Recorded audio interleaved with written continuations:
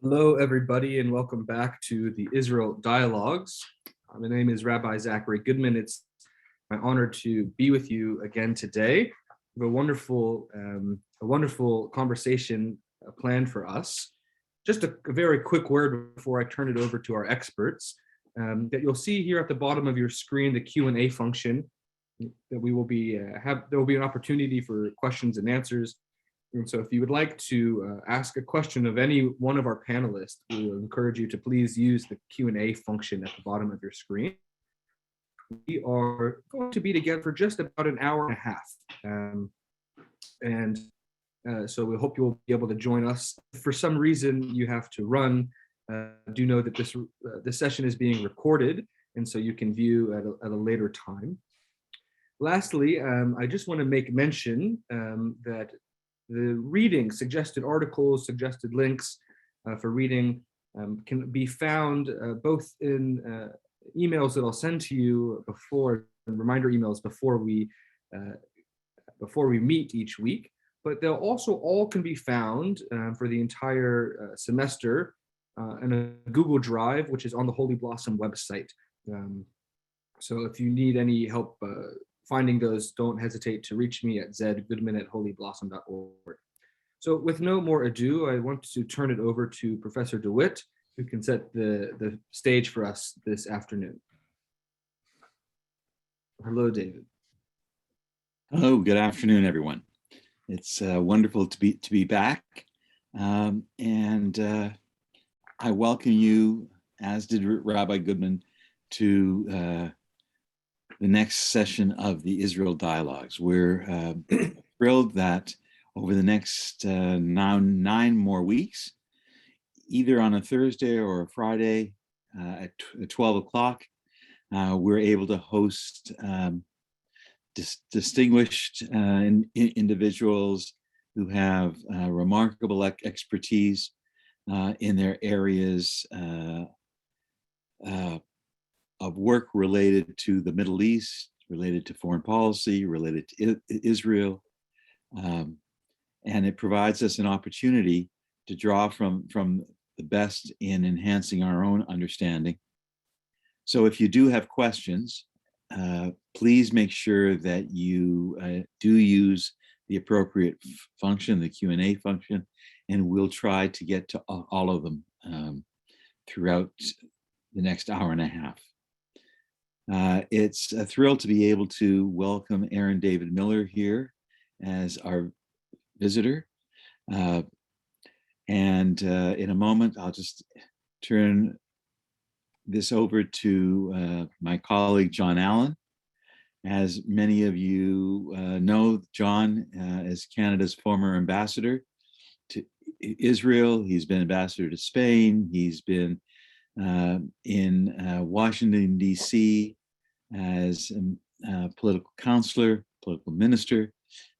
He's represented Canada to the Holy See and held a senior executive appointment as Assistant Deputy Minister in Ottawa. So it's a great pleasure to turn this over to John, who will be introducing Aaron David Miller. John.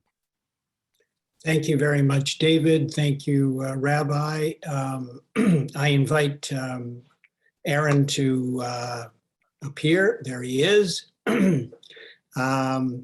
Let me just start by saying that we're extremely lucky today to have with us one of probably, I was going to start off by saying North America's, but given the relationship between the United States and the Middle East and the United States and Israel, probably one of the world's real experts, both academically and probably more importantly in many ways, practically, on issues concerning the United States, the Middle East, and Israel.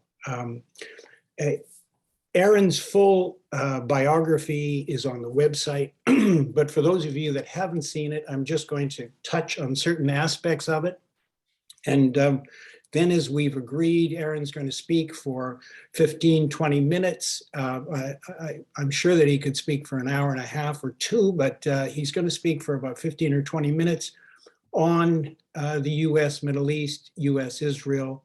I'm going to have a chance to ask some questions, and then my fellow experts will ask some questions, and then of course we'll turn to you in the audience. Let me thank all of you in the audience who are here today and those who are going to watch on the recording as well.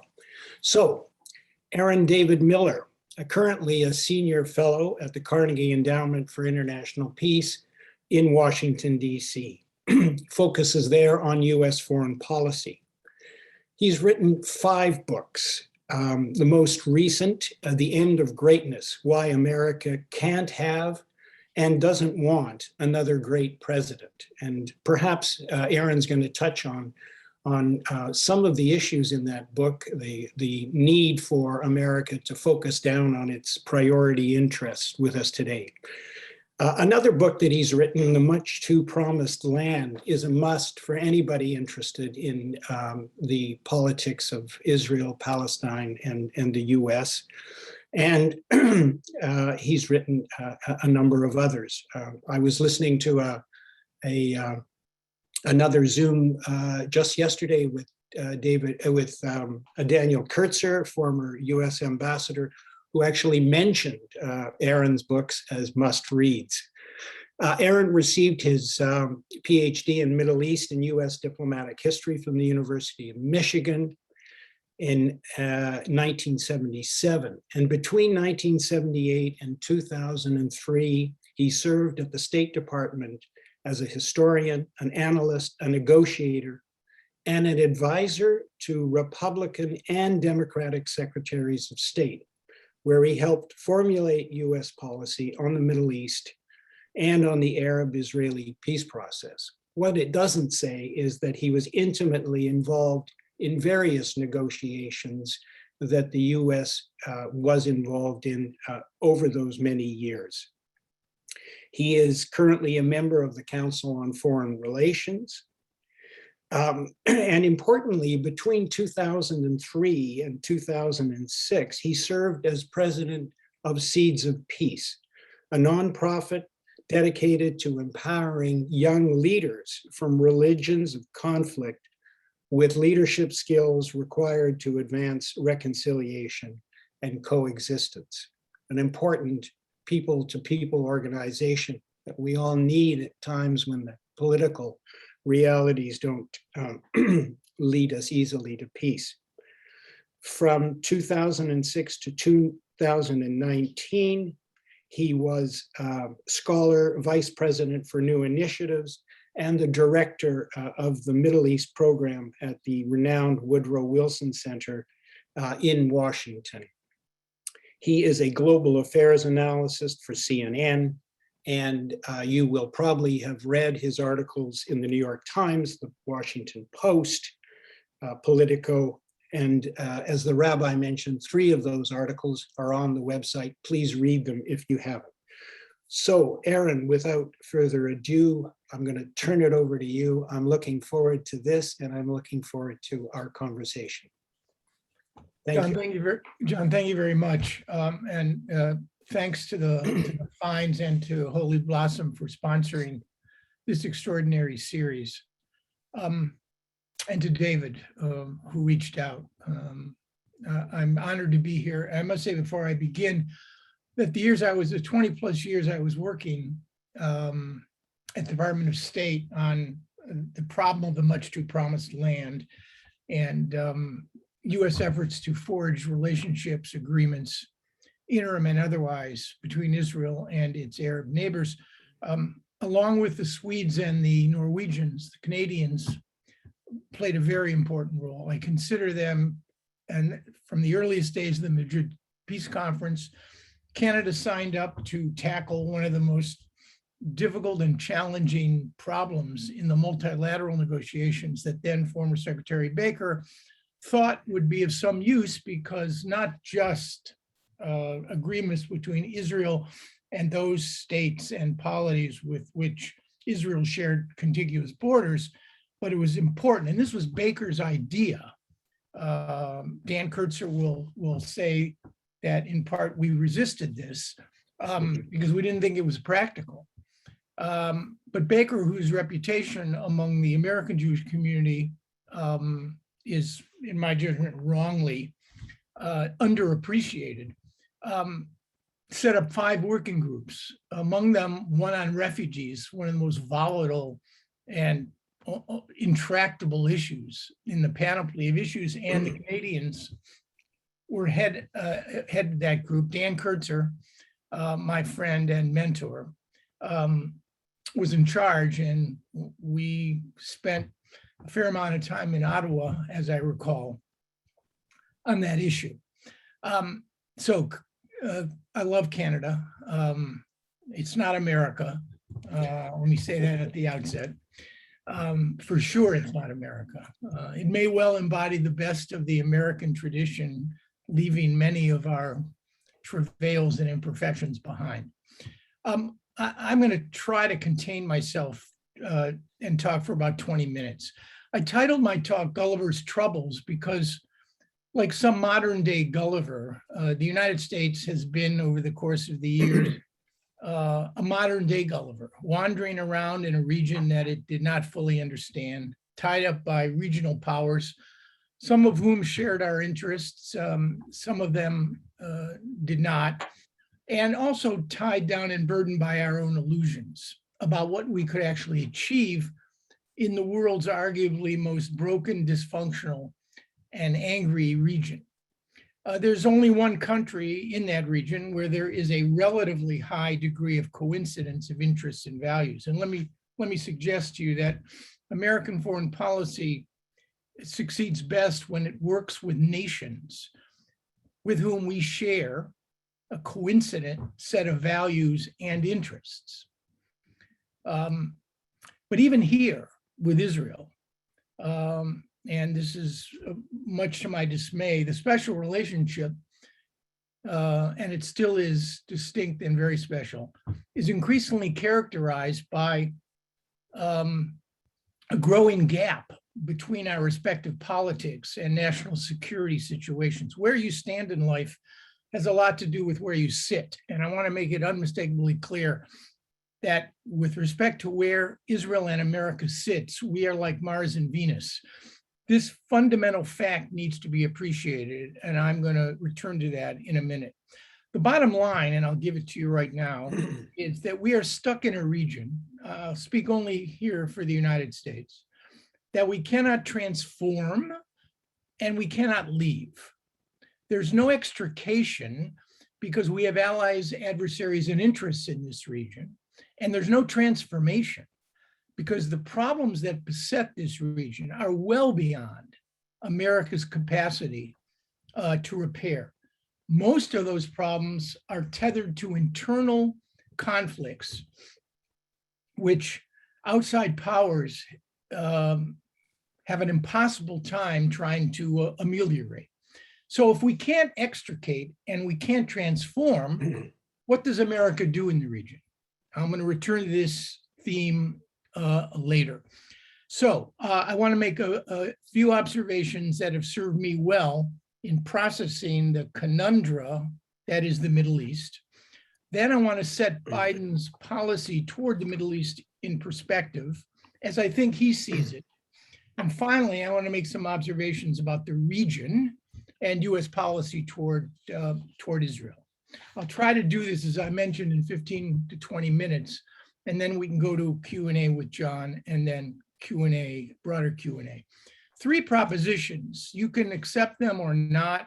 They've guided me, and they're extremely relevant to American foreign policy in the Middle East, elsewhere, and also with respect to the state of Israel. Number 1, America does not understand the world. In my judgment, this is a function of geography. In fact, I think I would argue that I am a geographic determinist. We are the only great power in the history of the world that had the luxury of having non-predatory powers to our north and south, and literally fish to our east and west, what one historian brilliantly described as our liquid assets. These 2 oceans and the absence of existential threats to the United States explains much about the way we see the world. it explains our naivete. I don't think we can fully appreciate what it means to be a small power. And when I say a small power, I don't simply mean powers that are tiny in size. We have freed ourselves from the forces of history and geography in a way none of the powers that we deal with in the world have. And history and geography are probably the two most consequential and influential forces in shaping how a nation behaves. I think where we are explains our pragmatism.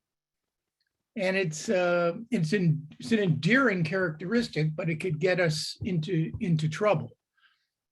We've never figuratively, we've been occupied for a short period of time by the British in the early 19th century, but we've been spared so much of the travails that have given other nations a grim view of the world. We, however, are reborn constantly in every administration. And we somehow have developed the notion that all problems in the world have solutions. At the age of almost 73, I don't want to say that's not the case, but I'm tempted to agree that some may not. It also explains our arrogance, because our margin for error is enormous. We can make many, many mistakes without it threatening the existential security of the United States. And I think this notion that America doesn't understand the world because of where we are really does impinge on the way we see the world and in our foreign policy. Second, I'm not a religious person, but I gather if I followed any doctrine, it would be the teachings of Reinhold Niebuhr, the great Protestant theologian. Niebuhr's view was that the best you could probably do in life was to come up with proximate solutions to insoluble problems. It took me 15 or 20 years of traveling the negotiator's highway on the Arab-Israeli issue to understand that comprehensive, definitive solutions in foreign policy or even domestic policy are very rare if they can be achieved at all. Americans love declaring war on things. We declared war on poverty. We declare war on drugs. We declare war on terror. We declare war on mental illness. But these wars continue. They continue for many reasons. But Niebuhr, I think, was probably right. If we could get proximate solutions to the challenges that we face, we would be well ahead of the game. And as the current administration's travails suggest, that's an extremely difficult task to accomplish. If you want to know how things change in America, we are kind of evolutionary revolutionaries. And I think that's the best way to look at why things change on problems that are systemic and deeply rooted in nature. And finally, politics. I worked for Republicans and Democrats and voted for Republicans and Democrats. The line, in my judgment, for an effective foreign and domestic policy is not between left and right, liberal or conservative, or Republican or Democrat. It's between dumb on one hand and smart on the other. And the only thing that matters is which side of the line do you want the United States to be on? The smart side or the dumb side? I'll have some thoughts on this later on. So let me turn now to Biden's foreign policy. If the president of the United States were here on this Zoom call, and if he were prepared to be brutally honest, he would say to all of us, there is not a single foreign policy issue out there or combination of issues that are more dangerous or damaging to this republic, or frankly to my presidency, than the 3 or 4 domestic challenges that America confronts at home. And there is absolutely no question that as much as he is an aspirationalist and an internationalist when it comes to foreign policy, and as deeply rooted as American leadership is in Joe Biden's DNA, he understands that the source of American power, the stability of the republic, lies in tackling those domestic issues which can drag us down. And his preoccupation with domestic issues leads to certain conclusions. Number one, it means a narrow bandwidth with respect to presidential time and commitment to focusing on issues that are not vital to American security and prosperity. It means that much of his foreign policy, focus on China, on climate, and on Iran, which is the only Middle Eastern issue, more on this in a minute, that he is prepared to devote considerable attention to, are tethered to domestic political and economic realities. And finally, the preoccupation with domestic issues and politics means avoiding issues on which he can be vulnerable and staying within the consensus that now exists.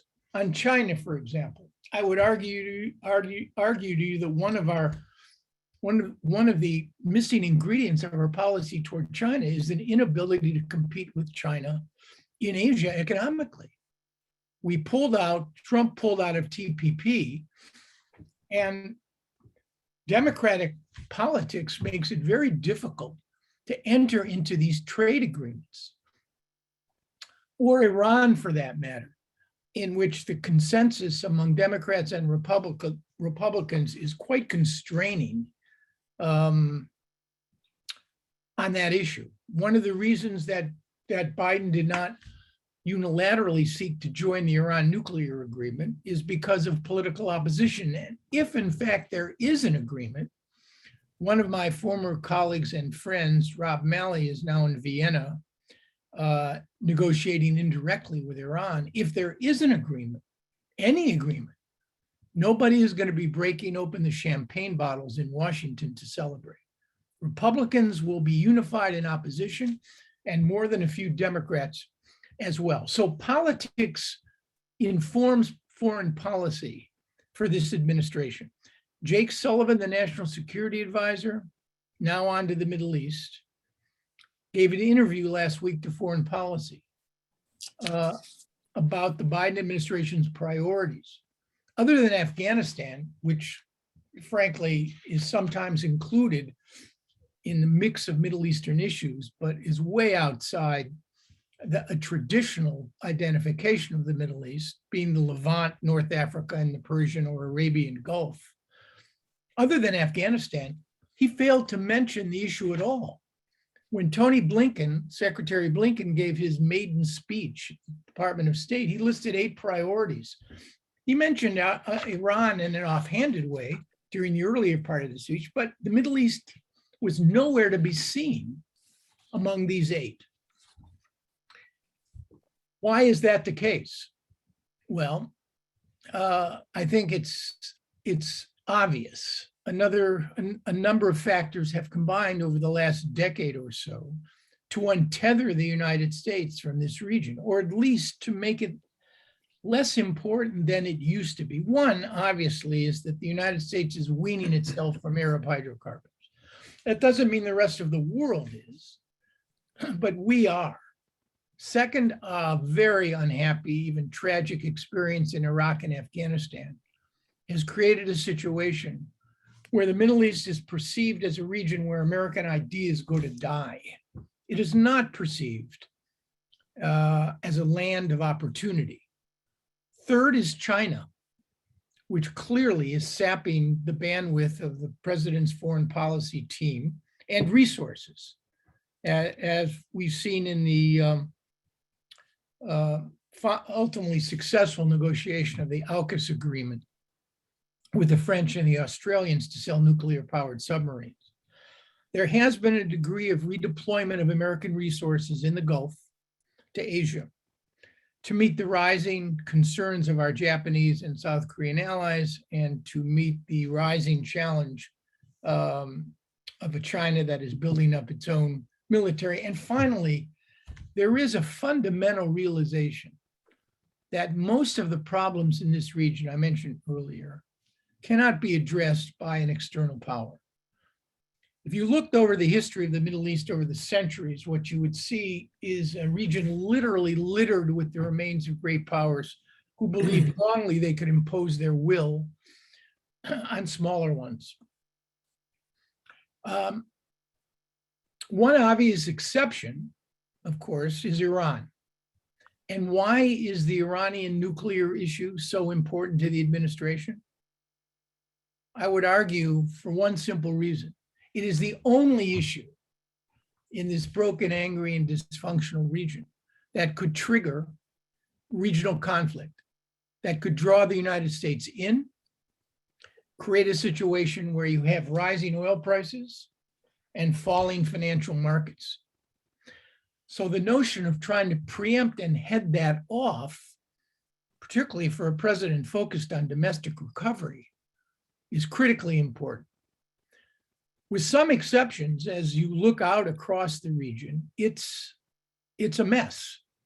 No less than 5 Arab states, Yemen, Libya, Syria, Iraq, are in various stages of dysfunction.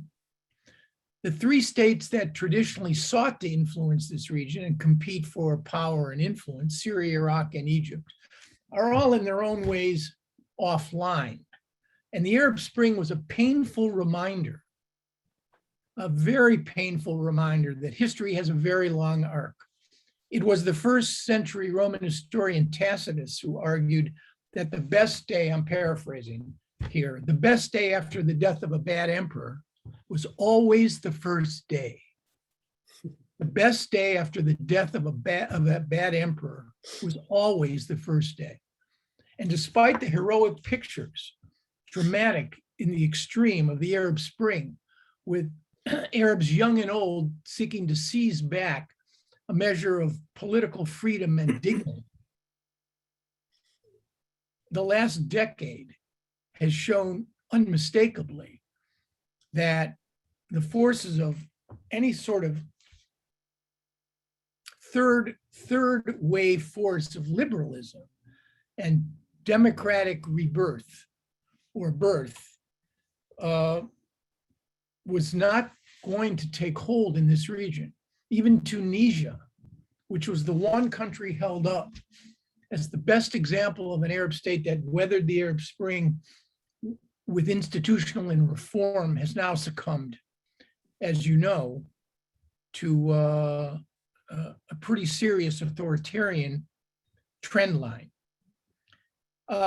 Into the gap, of course, the Persian Gulf states, particularly Saudi and the UAE, made a bid for influence and power. And it was quite remarkable, actually, particularly with respect to the Emirates, what the Pentagon calls the little Sparta, the only Arab state in Afghanistan that was allowed to fly close air support with the US military because of its competence. The Saudis, of course, under the reckless and ruthless policies of Mohammed bin Salman, created a picture of dysfunction, at least abroad, however impressive some of the domestic reforms have been. And out of the Gulf states seeking to fill the gap left behind by created by the withdrawal of Egypt, Iraq, and Syria, were the Abraham Accords, which I think of all the developments in this region provide some measure of hope and a glimmer of possibility. But again, I'll set these in context later because I'm not entirely sure how far the normalization process between Israel beyond the Emirates, the Moroccans, and the Bahrainis, how far that normalization process is prepared to go. One more comment on the region. I would urge you to pay careful attention to the non-Arabs. As the Arab world began to show signs of severe dysfunction once the authoritarians lost their grip on power. And you had a rise of Islamist parties and sort of the regaining of influence by the military, crowding out whatever democratic and liberal forces had appeared in the early months of the Arab Spring. 3 non-Arab states, in my judgment, the most consequential states in the region, were worth paying attention to. Turkey, of course, Israel, and Iran. All had significant problems, but all were stable at home with impressive military and intelligence organizations. One, a member of NATO, a second, America's closest ally in the region, and the third, Iran, an outlier, pariah according to some, but a serious state. And all had the capacity, as we've seen, both correctly and incorrectly, wisely and unwisely, to project power beyond their borders. Despite the dysfunctions in all 3 of these states, they're keepers and they're worth paying attention to. Let me turn now to the US and Israel. Let me start this way, because there's a lot to unpack here, and some of it, most of it will come up in the Q&A. After what I regard as the sugar high created by the previous administration during the last 4 years with respect to Israel,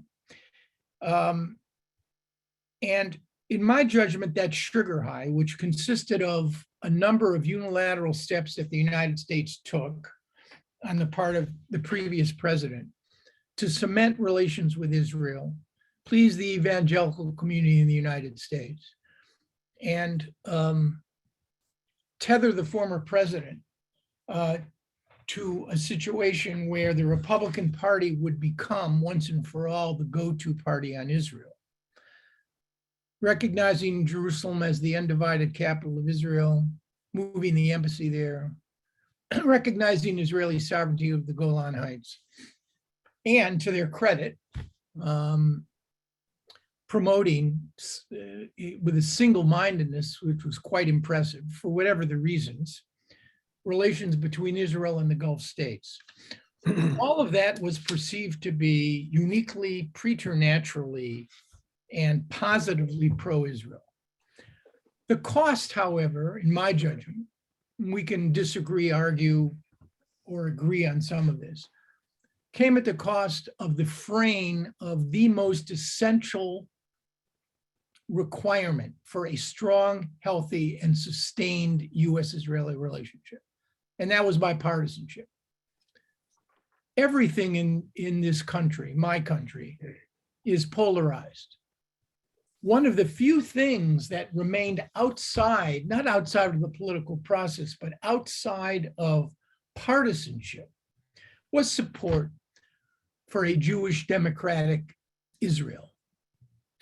The last 4 years, in my judgment, has stressed that bipartisanship, not to the breaking point. And I urge people not to think that the end of the world is coming with respect to the US-Israeli relationship. I call this the cosmic oy vey,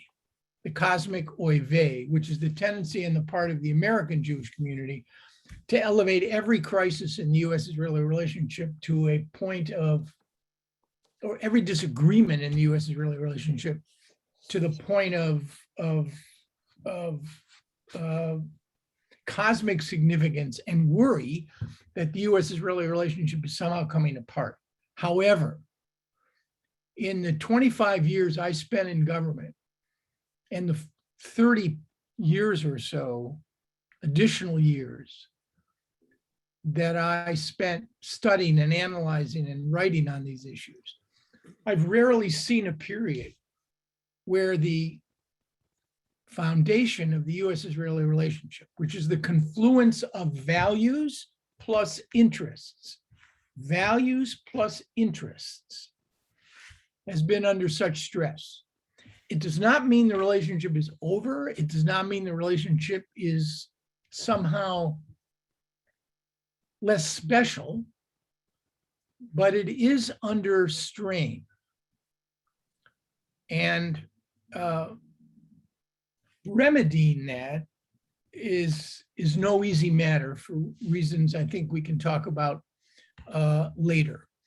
The Biden administration and the confluence of Naftali Bennett, arguably the weakest prime minister in the history of the state, with only 6 mandates in the Knesset at 49 years old. The confluence of Biden and Bennett has to some degree brought the relationship back into balance. But generational changes here in the United States, the last decade under the tenure of the previous prime minister, Benjamin Netanyahu, 4 years of Trump politicizing the relationship is a serious concern to maintaining the special nature of the relationship. If, as you agree, if as you would argue, as I would, that the US supports the state of Israel for many different reasons. Israel is a strategic partner in the region. The debt that the Western world and the United States believes it owes to the Jewish people in the wake of the Nazi genocide, the presence of a very active and influential Jewish community. But the one factor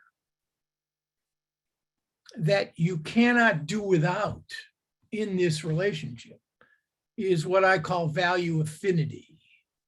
The notion that the vast majority of Americans still support Israel because, correctly or incorrectly, they perceive Israel to share much in common with the United States. When that value affinity breaks and shatters, then I think the US-Israeli relationship is going to change. In other words, when the image of Israel changes in the mind of America, the special character of the relationship will change. This is not a situation which will come to an end tomorrow, next week, or in a year. But I think those who believe in a strong US-Israeli relationship, as do I, would be foolish to ignore the warning signs. 2 issues stress the relationship. Iran, and of course, what to do about the much too promised land, which frankly at the moment strikes me as hopeless an issue as one could identify. Because the 3 things necessary to resolve or to create a negotiating process between Israelis and Palestinians, let alone a conflict-ending solution, simply are missing in action. 1, leaders who are masters of their political houses, not prisoners of their ideologies and their constituencies. 2nd, ownership. That is to say, a situation where Israelis and Palestinians care more about resolving their negotiations than any external party. There's this wonderful expression that in the history of the world, nobody ever washed a rental car. Why don't you wash rental cars? Well, you don't wash rental cars because it may be a fault in the human enterprise, but you care only about what you own. And there's insufficient ownership.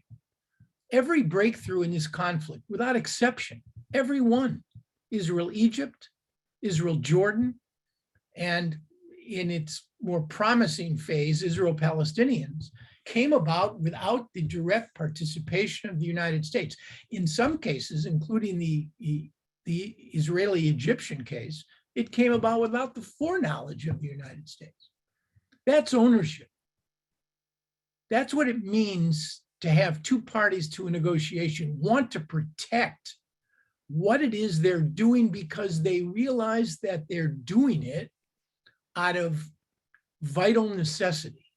That doesn't exist right now. And finally, you'd need a 3rd party willing and able to play a role in facilitating, brokering, all three of those things: leadership, ownership, third-party mediation. They're not there. And I see almost no way that I can identify now, without deluding myself, that somehow they're going to appear anytime soon. Yet Israel and the Palestinian issue stresses both the value proposition and the interest proposition. The Biden administration, and I urge you not to think of Joe Biden in the same light as his former boss, Barack Obama. The model for Joe Biden is not Barack Obama. It is Bill Clinton. That's how you need to think about who Joe Biden is. Deeply embedded in his DNA, political DNA, in a way it was never for Barack Obama, is this pro-Israeli sensibility. Clinton had it as well, even though he's much younger, considerably younger than Biden, of a different generation. The good news is, and this is maybe sound complicated and hard to unwind, the good news about these two issues is that there's no fix to either of them. That is to say, there's no ready-made opportunity that would put Israel and the United States at fundamental odds with one another over them. But that's the bad news too, because both of these issues are going to continue, it seems to me, to stress the relationship. I'll conclude with two personal observations about Israel, and then let's go to questions. Number one, and these are my personal observations. You can take them, leave them. We can argue about them. You can throw them out the window. My role here is not to make you happy or sad or to sell you anything. Number one, Israel is not a victim. Israel has agency. It's a remarkable demonstration of a defiance of history. And that defiance of history has given the Israelis a remarkable strength in order to deal with certainly their security environment, and they need help for sure.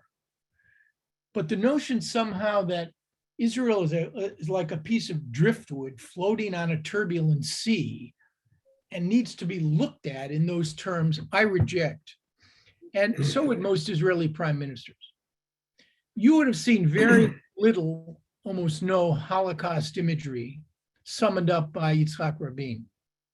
It's not that he didn't understand the influence of the Holocaust on the creation of the state or on the notion that one Israeli conveyed to me years ago, that Israeli insecurity is driven by the fact that by day, the Israelis fight the Arabs and win, and by night, they fight the Nazis and they lose. That paradox, which Rabin was very well aware of, was never publicly trotted out by him in a way to make the Israelis appear to have grievances or to be victimized. Second, I had two Israeli prime ministers of very different generations and views say the exact same thing to me. Rabin on one hand and Benjamin Netanyahu on the other. Don't preach to us about our security. You live in Chevy Chase, Maryland. We're sitting on top of a volcano. So before you preach and before you tell us what you think we need to do, keep that in mind. And this goes back to my original notion of non-predatory neighbors to our north and south, and fish to our east and west, our liquid assets. Where you stand is where you sit. The Israelis sit in a far more precarious, far more difficult situation than we do. At the same time, let's be clear, a dialogue with Israel has to be based on clarity and honesty. On clarity and honesty. We are Israel's closest ally. That puts us in a position to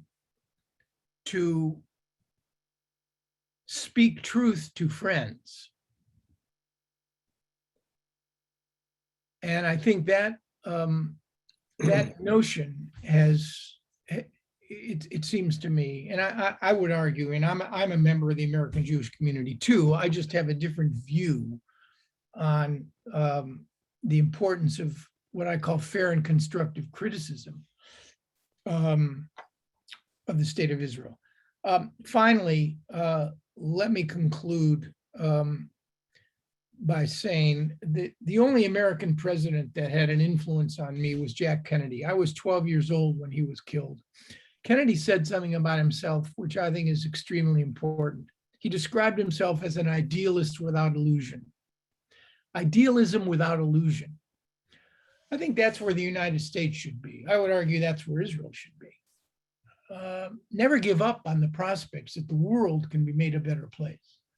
But as you go through the process and prospects for change, particularly if it involves transformative change, you have to go through it with your eyes wide open.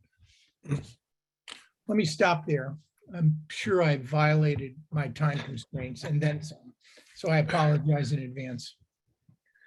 Thank you so much, Aaron.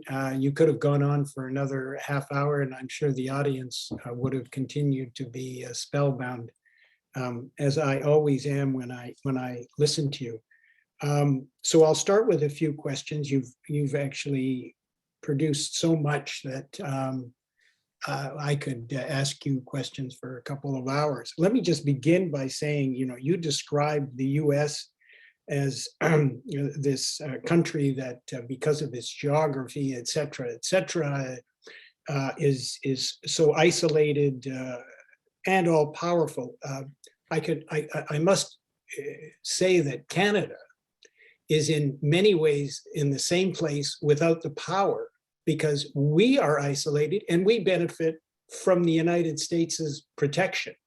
So we've been able to be a middle power and play the role of helping the United States on the refugee working group and other things, because we don't have any threats, except maybe from the Russians in the Arctic, in the future. So thanks to the United States, we always like to diss the US, and we always, as you did, differentiate ourselves from the US, but in many ways we are so lucky to have the US as a trading partner and a protector. What I want to ask you about, I guess, initially goes to the U.S.-Israel situation. You've talked about how the United States has to be practical. It has to focus on its priorities, and its priorities aren't the Middle East. But of course, as soon as we faced the Gaza war in June, there was pressure on the Biden administration, who didn't yet have an ambassador, et cetera, to get involved. And there's some suggestion that Israel is really not a foreign policy issue in some ways for the United States, but it's a domestic issue. You touched on that in terms of the Democrats and the GOP. Could you talk about that a little bit, where Israel is in the domestic play of the US? Yeah, I mean, I think I mentioned polarization, even tribalization has come to characterize our politics. I think there was a time when there was essentially bipartisan consensus on most issues regarding Israel. That has broken down, like so many other issues in the United States where there had been consensus. The Republican Party has set itself up primarily for ideological and political reasons, and in an effort to maintain its relationship with evangelicals as the go-to party on Israel. It's almost the Israel right or wrong party. This predated Donald Trump, I might add, but the partnership of Mr. Trump and Mr. Netanyahu, who shared similar objectives on many issues, cemented this notion that, in fact, Democrats could not, when it came to Israel's security or the support for the state of Israel. And it's now created a situation where you have at least three sorts of factions among the political elites in Washington. You have the Republican Party, which stands in unison and with an enormous amount of unity. And you have a Democratic Party, which I would argue is divided into at least two kinds of Democrats. Now, when I say Democratic Party, I'm talking now about Congress. And Congress is, in many respects, for me, the bellwether of watching things change when it comes to Israel. It's not the university campuses, certainly not students, although, you could talk to my kids, Jennifer, who's 40, and Daniel, who's 38. Both have been to Israel. My daughter wrote, I think, one of the best books for young people called Inheriting the Holy Land, One American Search for Hope in the Middle East. She spent a year in Israel during some very turbulent times, interviewed everybody on the Israeli and Palestinian side. My son went to Cairo, speaks Arabic, has become a very firm supporter of Israel. And yet they are much more open-minded, much more willing to criticize. But in Congress, you've got the Republican Party, and you have at least two factions, I guess, within the Democratic Party. One are more traditional mainstream Democrats, people like Chuck Schumer, for example. And then you have a building progressive front of maybe 95 representatives and senators who are willing to debate and discuss things that I never would have thought possible 10 years ago. When you have at least three Democratic candidates, Bernie Sanders, Beto O'Rourke was a third, willing to use the word racist in close proximity in a sentence to the Prime Minister of Israel. And these are, and Elizabeth Warren. Warren, yeah. Okay. You know that there has been a change. Now, is it transformative? No, it is not transformative in the sense that the two issues that I would argue, when I see these two issues debated in Congress by large numbers of Republicans and Democrats, then I will know there has been a fundamental change in the relationship. Number one, what should Israel's policy toward the Palestinians be? And number two, what should the US role be in resolving the Israeli-Palestinian conflict? You don't have much of a debate among large numbers of representatives or senators on these issues. But you do have the beginnings of this debate. And Congress has changed in terms of its demographic, in terms of its generational character. So in May, the Biden administration was surprised, as many good analysts were, by the intensity of the fourth Israel-Hamas conflict and the way it played out between Palestinian citizens of Israel and Israelis inside the country. And the Biden administration was caught in a situation where the president did not want to be. On one hand, he might have been forced to pressure Israel, which would have been politically devastating for him and made him much more vulnerable, much more Barack Obama-like in the eyes of Republicans. And he faced growing pressure within his own party to pressure the Israelis. So bringing that conflict to an end was absolutely central. And the president and Secretary Blinken played an important role in making sure what might have been a 3-week conflict was brought to an end within 10 days. But that does not mean, and we've now had a lot of water under the bridge since May. You do not see any follow-up on the part of the administration. They've muted their criticism on settlement activity, land confiscation. They have refused to reopen the consulate. And let me be very clear here. In my judgment, there's only one reason for picking a fight with Israel. And that is if the fight is worthwhile. If by fighting with the Israelis, you can achieve a situation where everybody benefits, Palestinians, Israelis, American interests, then it's worth having the fight. Kissinger, Carter, and my former boss, James Baker, all fought with Israel. And that fight, which did not endear any of them to the American Jewish community, was essential in actually achieving things that benefited everyone.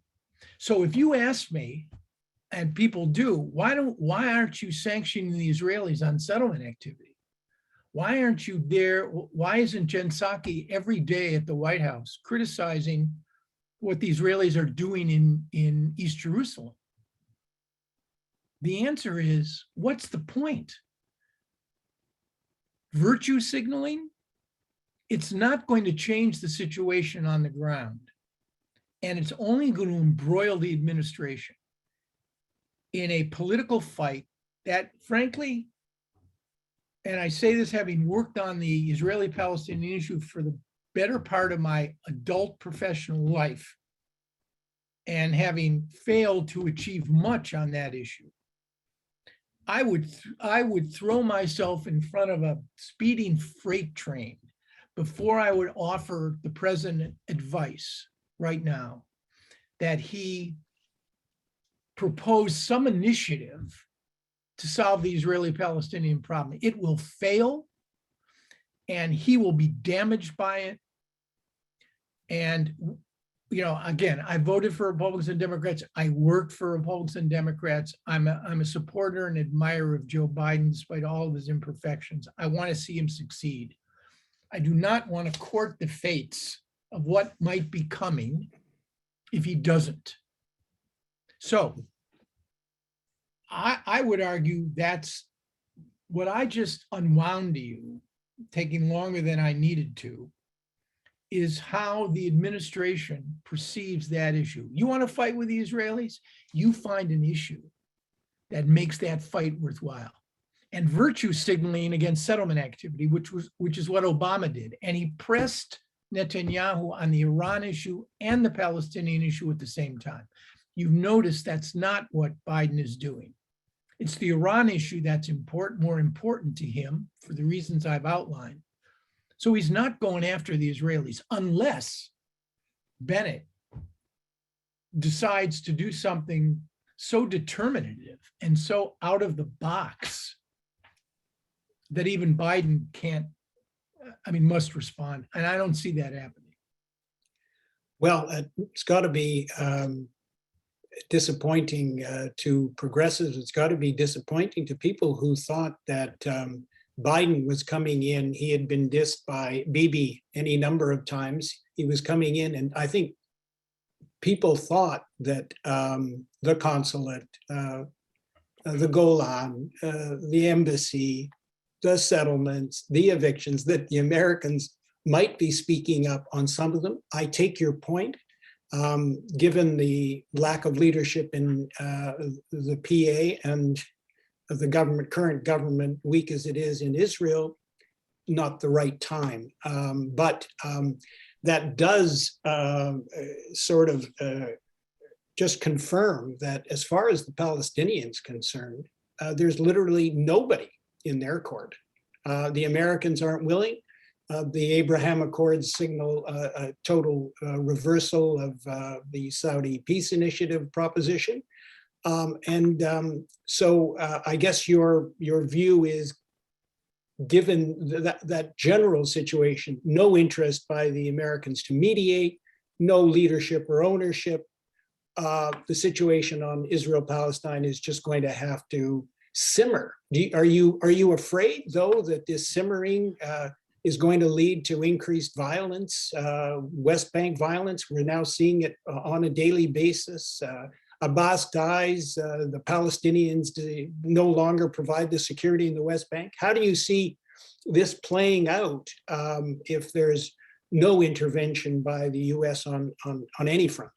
I think you're going to end up with a situation, and we've watched this now since the last serious effort, which I was involved in July of 2000 at Camp David, to broker an agreement, a final status agreement, failed and opened the door to the second intifada, which I might add, Israelis and Palestinians have not yet recovered from.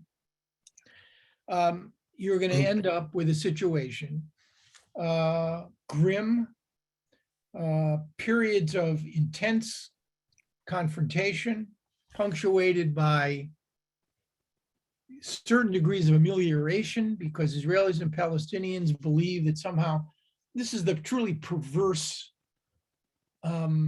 situation. It's almost as if there is a self-regulating balancing mechanism which governs Israelis and Palestinians, so they only go so far. We haven't seen a level of, qualitatively or quantitatively, a level of violence since the second intifada, despite the 4 periods of confrontation between Israel and Hamas, that would force an intervention, a circumstance of violence so intense, so irrepressible, that it leads to actions by both sides that persuade either their leaderships or external parties to say, this can't go on. Now, the status quo remains the status quo unless there is sufficient gain plus pain. Every breakthrough in this conflict occurred as a consequence of violence. The Egyptian-Israeli peace treaty followed 3 disengagement agreements between 1973 and 1975, which followed the October War, which was a trauma for Israel and for the Egyptians. Oslo, heroic, although flawed as it was, and abortive as it became, followed the first intifada and the realization by Rabin that there was no military solution to the Palestinian problem. James Baker's 9 trips that we helped him craft the Madrid Peace Conference came as a result of Saddam's invasion of Kuwait. Violence and terror has been the handmaiden of this process since its inception. I just cannot think of a situation in which gain would somehow unlock and break the status quo. It's always pain plus gain, but pain alone won't do it. I'm not even sure, John, if the terrible situation I described, in which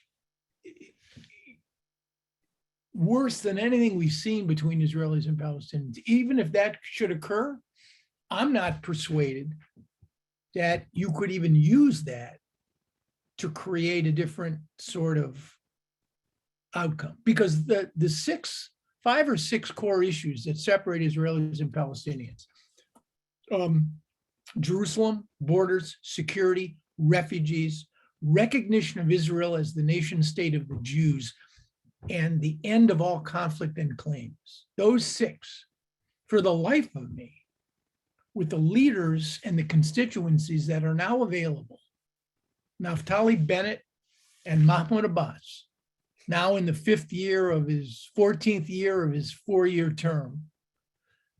The gaps on these, the worst thing that came about in the wake of Camp David was the false notion that we were this close to an agreement.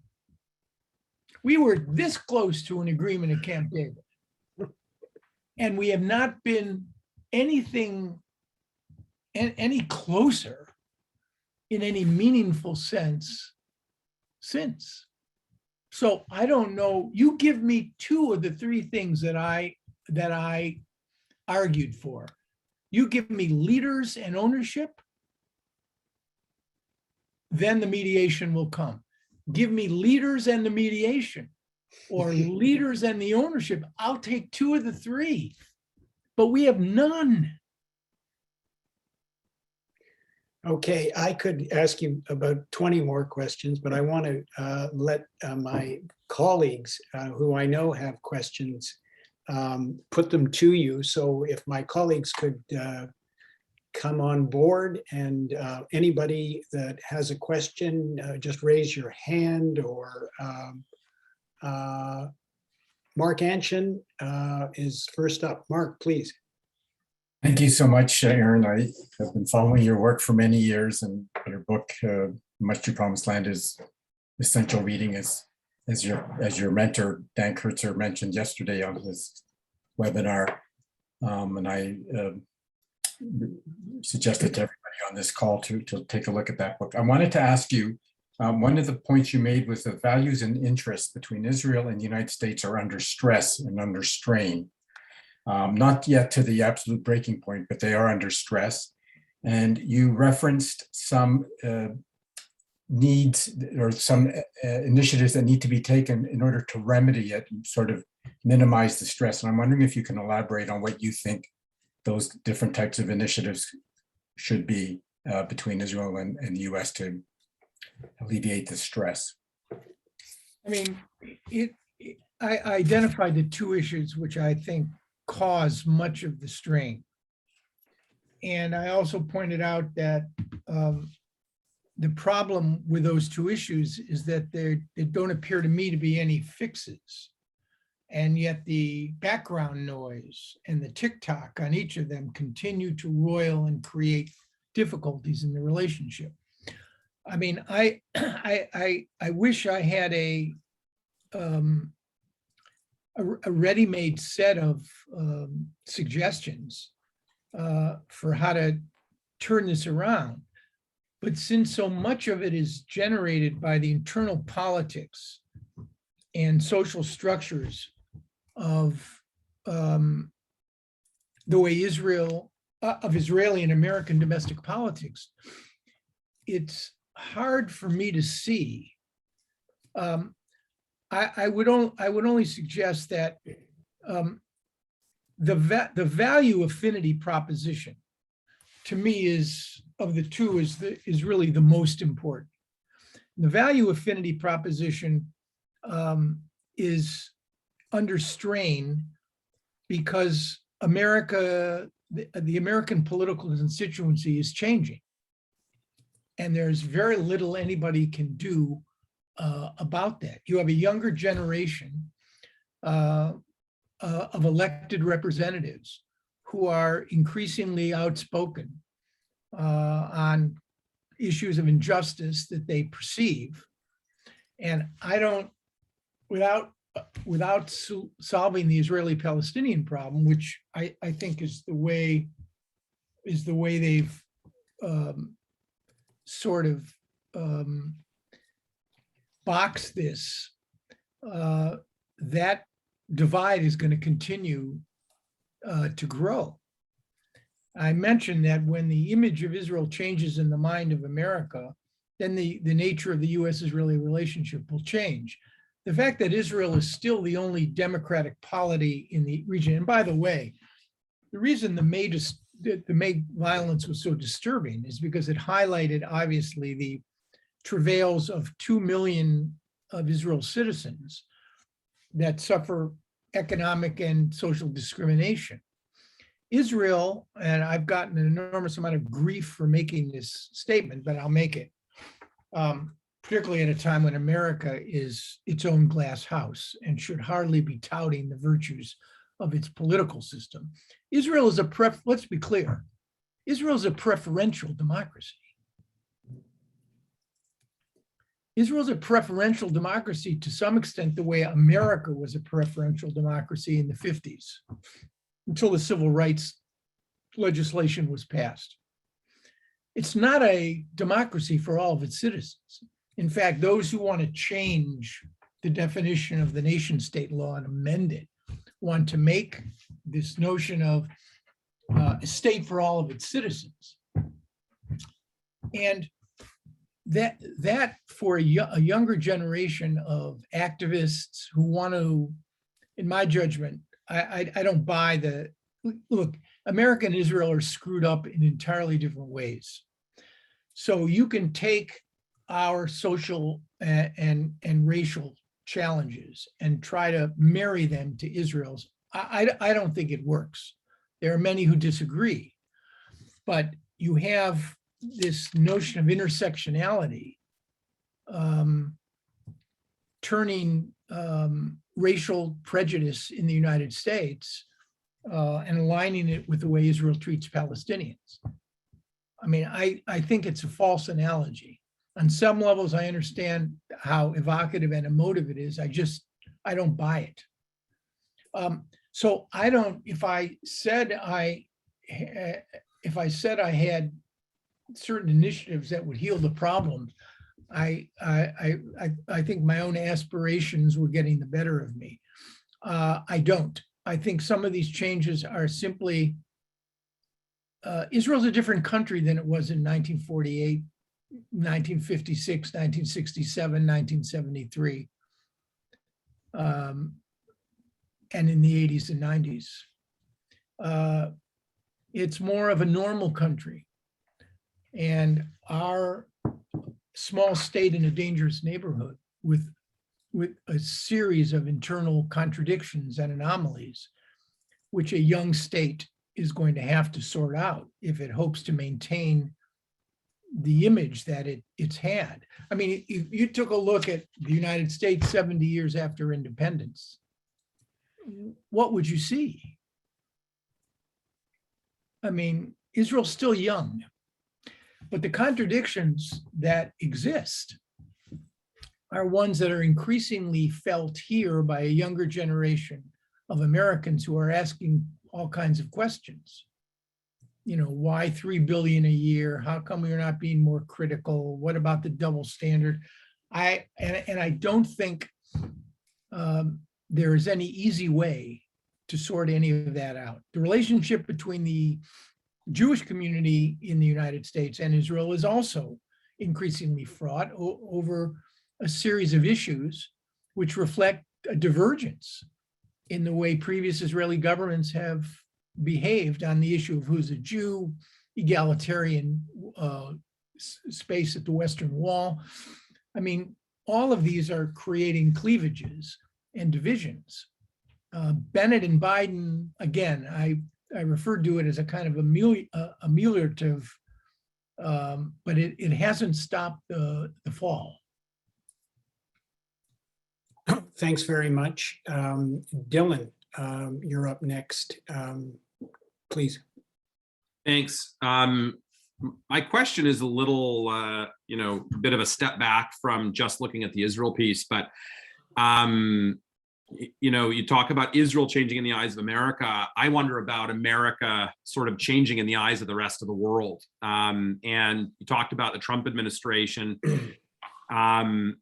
And I guess what I would suggest is one of the central challenges is the erosion of certainty of American leadership and stability.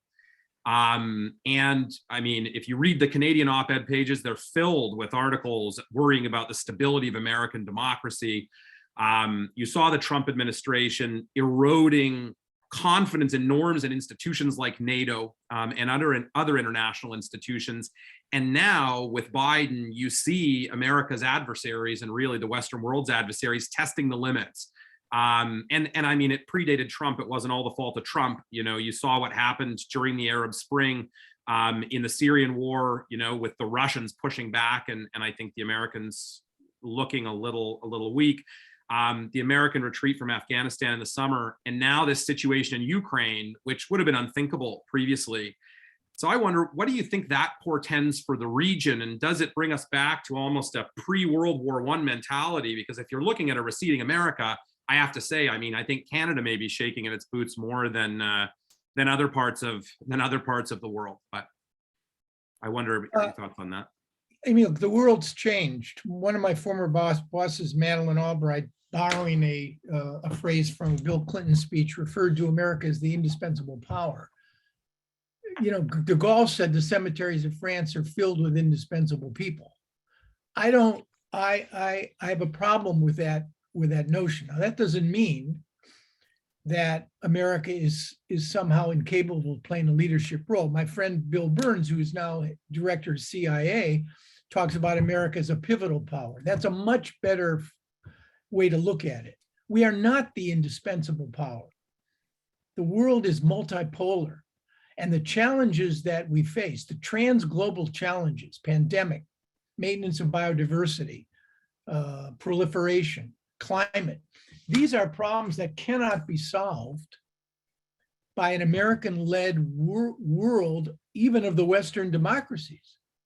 I mean, look at the dispute we got into with the French over AUKUS.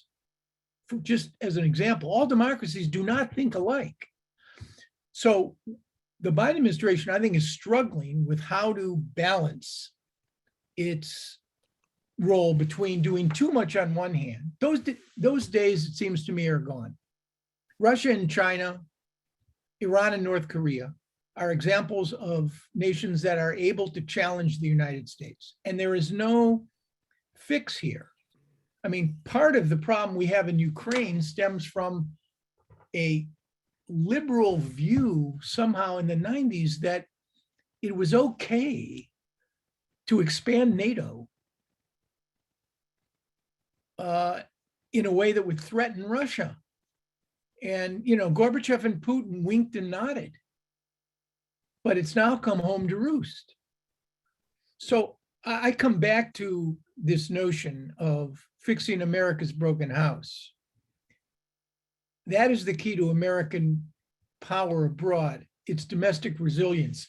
It's just that the problems we confront now, COVID, inflation, tribalization, what Rand calls truth decay, where millions of Americans can't even agree on basic empirical realities. Do you realize what happens when you can't agree on a definition of what is real or what is the truth from a non-philosophical standpoint?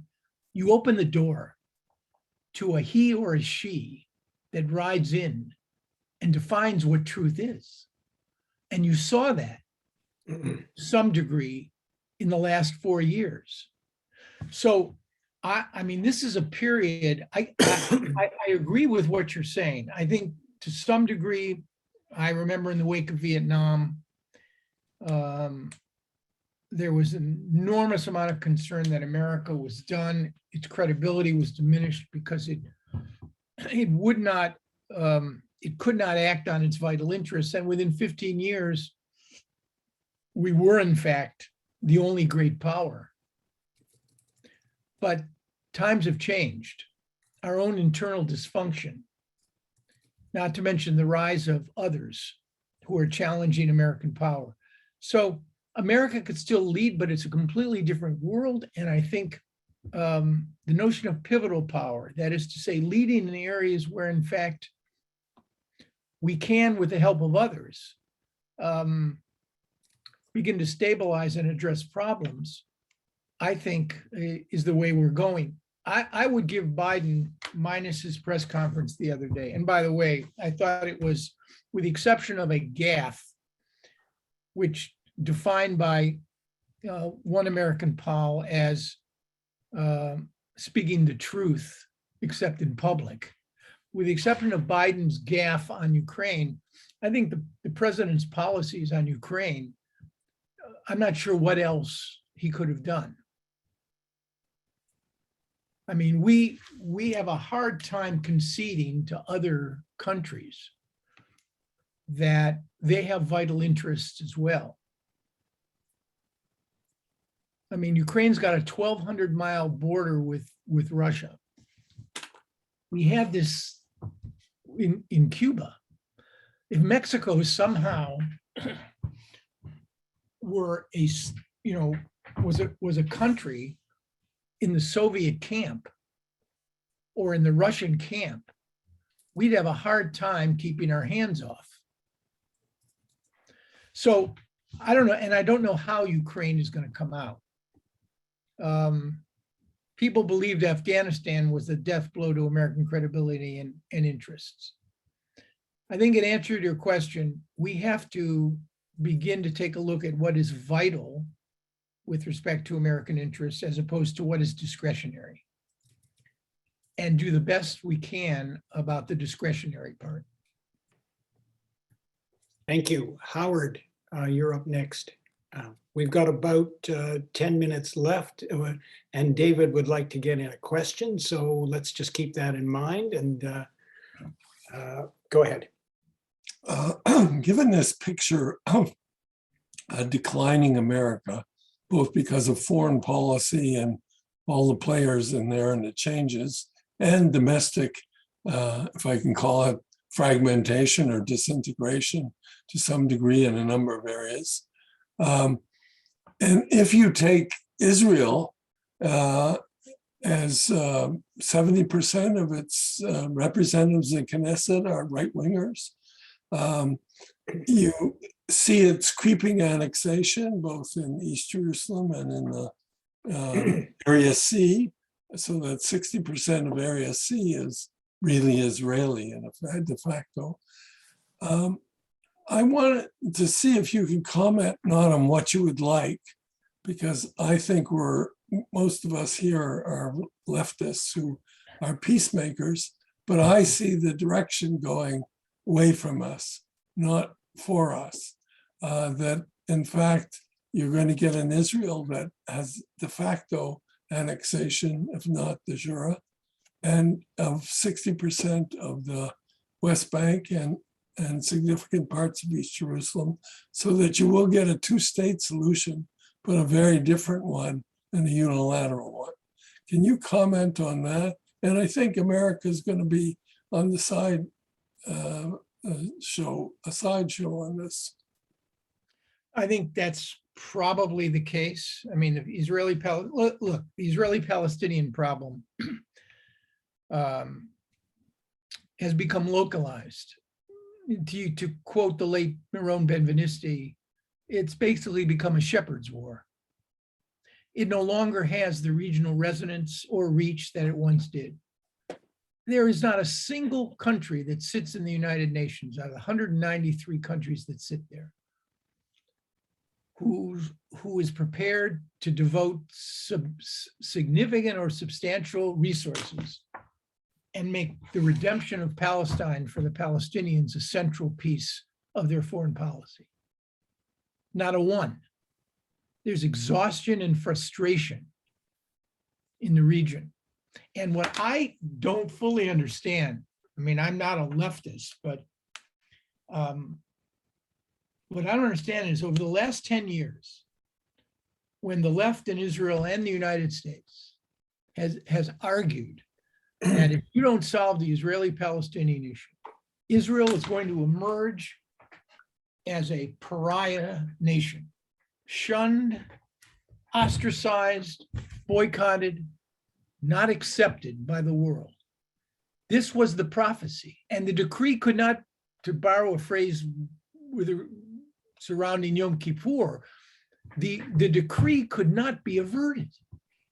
Look what's happened in the last decade. I don't understand it. Maybe you can explain it to me.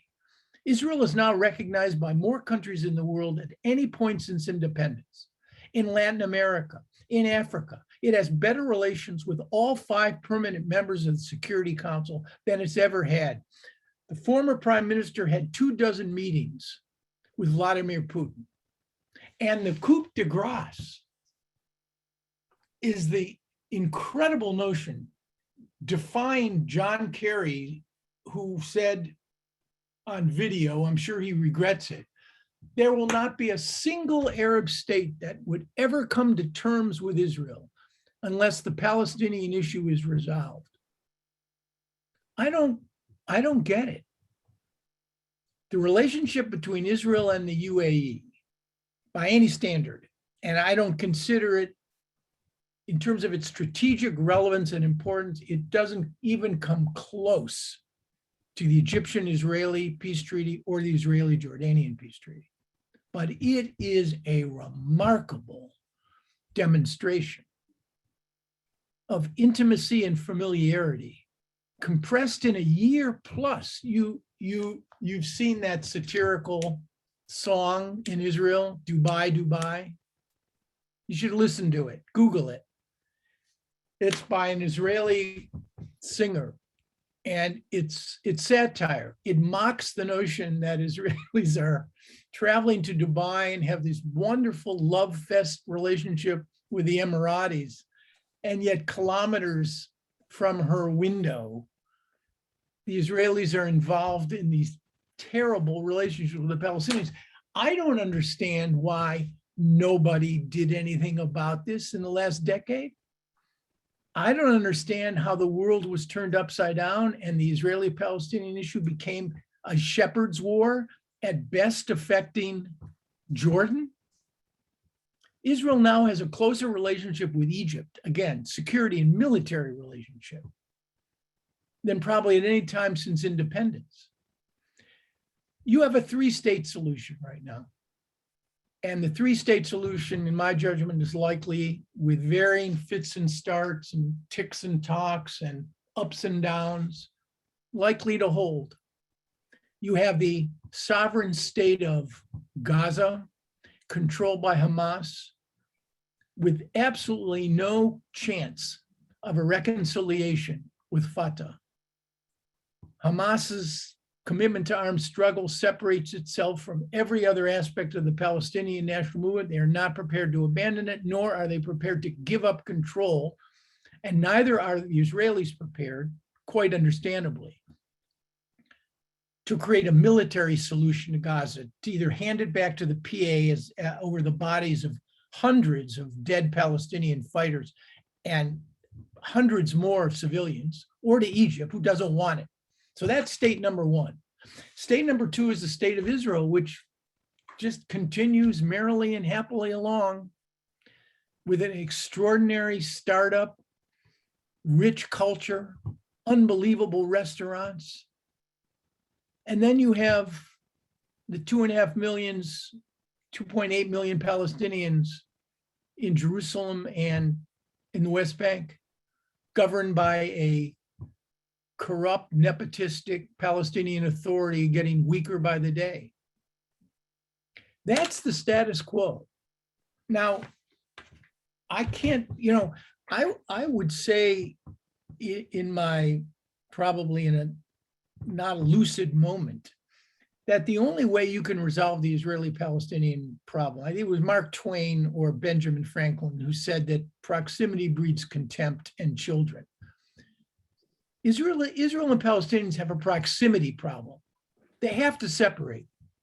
There is no one-state solution. There's no federation solution. There's only separation into something that resembles two distinct polities with overlapping ties. Call it what you want. That's the only rational, logical solution that will fix the problem. And yet that appears to be out of reach. So I can't explain how the Palestinian issue got fundamentally degraded in the eyes of all of its champions. I mean, the Arab states have long looked at the Palestinian national movement as a threat, and the notion of the qadiyya, the cause, as something to be genuinely felt. There's no question about it, but also manipulated for their own political and security reasons. It's no coincidence that every Arab state on the confrontation line with Israel former confrontational line, Lebanon, Syria, Jordan, with the exception of Egypt, had a major bloody confrontation with the embodiment of Palestinian nationalism, the PLO. So maybe, Howard, time is an adversary of this unstable status quo that I'm arguing. Maybe at some point there'll be another intifada, the demographics will change. You'll end up with a confrontation. Israel will lose its democratic Jewish character. And frankly, what? I don't know. I mean, I'm going to be 73 years old, which is really hard for me to accept. And I just don't see anything that will avert the decree. I'm really sorry to have to say all this and to rant on like some ancient prophet of old. But every time this problem comes up, my only response is, you need three things. They're not there. Give me two of those things, and I could produce a better result, Howard. I truly believe that. I don't have the right morally. I have two kids, well, they're grown. I don't have the right to tell them never. This will never happen. I can't do that. I occupy a tiny space for a very short period of time on this planet. I can't mortgage Israel's future or the future of the Palestinian people by saying no, but I'm telling you one thing, I will not abide by the illusions that I had when I was working, which I accepted as an article of faith. I wrote something in 2010 which got a lot of play. I mean, Benjamin Netanyahu read it and he insisted on seeing me. It was called The False Religion of Middle East Peace and Why I'm No Longer a Believer. It's published in Foreign Policy. I haven't given up hope. Elie Wiesel says without hope, there's no life. I haven't given up hope, but I'll be damned if I'm going to abide by the illusions I had when I was working. It got a couple American presidents into trouble, and it was based on a set of illusions which were not tethered to reality. I can't do that anymore.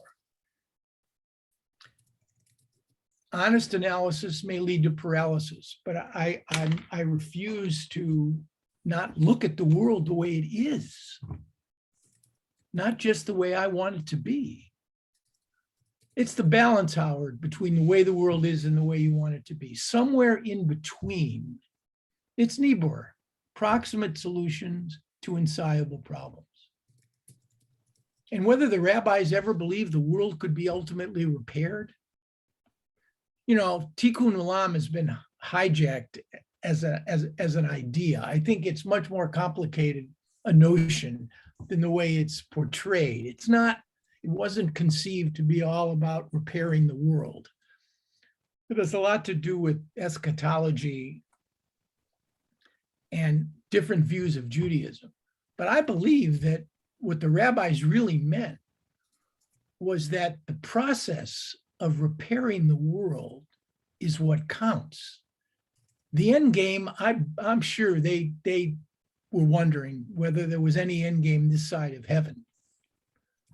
So the process is ennobling, and I'll continue to do what I can, but I won't harbor any more illusions that we all know what the solution is, therefore it must be.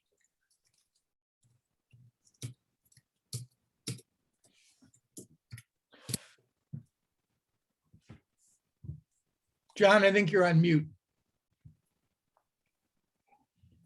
David, I was going to say that you're our boss in a way, and if you wish to ask your question, I'm certainly not going to prevent it, but we have run over time. Is it a quick one with a short answer, or I doubt it? By definition, absolutely not. But what it does allow me to do is not only, before we turn this over to Rabbi Goodman, is to thank Aaron for a marvelous presentation. Not only your initial thoughts, but the way you responded to the questions and unpacked things in such an eloquent and challenging manner, to the point that I will say nothing more other than I hope you'll allow us to invite you back, because I have a long list of questions, and I'm sure that others do as well. And rather than a Q&A, perhaps the next time we need to structure it somewhat differently, almost in a debate, and to see how we can unpack things even further. So thank you so very, very much. You're welcome. And don't give up on the process. No, You're I right. won't.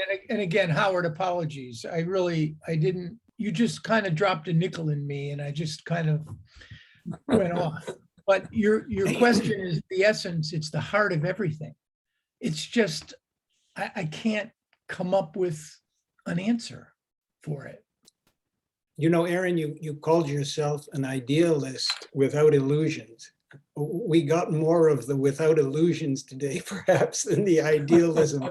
But it's, for this group of progressives, it's probably salutary, and we always need it. And I just want to join David, and I know I speak on behalf of the group, of Holy Blossom, and of all our listeners. By the way, listeners, sorry we couldn't get to your questions, but when Aaron comes back, we'll pose them to him. So thank you on my behalf. Rabbi, turn it over to you. Sure. So thank you, Aaron, and thank you, John, for leading us today. I'll remain very brief. I just want to say, gratitude to everyone. Certainly, I know, speaking on behalf of my family, we've got quite a bit to talk about at our Shabbat dinner table this evening, and so thank you for providing so much context for us. Today at 4 p.m. Eastern, if you're interested in continuing your Israeli day, 4 p.m. Eastern, Cantor David Rosen is doing an Israeli cooking demonstration, and details can be found on the Holy Blossom website for a very big change of pace, but a different side of the same coin. So thank you to each of you on screen. Thank you to everyone who is taking the time to watch and listen and engage.